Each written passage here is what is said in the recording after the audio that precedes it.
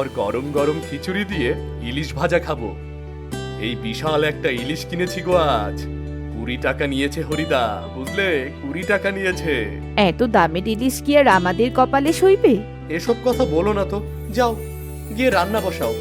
কতদিন হলো খিচুড়ি দিয়ে ইলিশ ভাজা খাই না। এদিকে সন্ধ্যা গড়িয়ে রাত হলো। বৃষ্টি থেমেছে, কিন্তু শো শো করে বাতাস বইছে।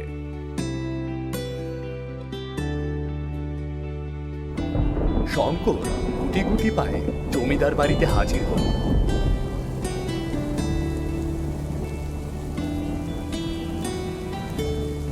হ্যাঁ রে, এসেছিস তুই? বস এখানে, বস। জমিদার বসে থেকে গরম খিচুড়ি দিয়ে ইলিশ ভাজা খাচ্ছিল। শঙ্কর সরল মনে তার সামনেই বসে পড়ল। ওগো, আরেক থালা খিচুড়ি আর 2টো ইলিশ ভাজা দাও তো। ও, কি যে একটা জব্বর মাছ এনেছিস না!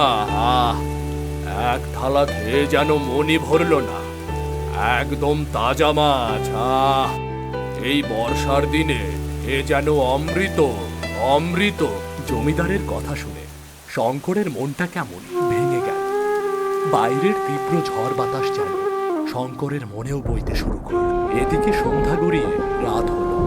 বৃষ্টি থেমেছে, কিন্তু শো শো করে বাতাস বইছে।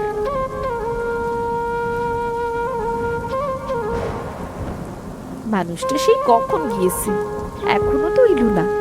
এদিকে বাতাসের মতি গতিও তো ভালো না।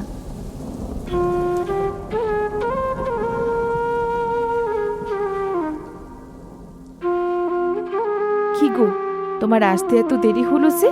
সেই কখন থেকে তোমার জন্য খিচুড়ি রান্না করে বসে আসছি। ও কিছু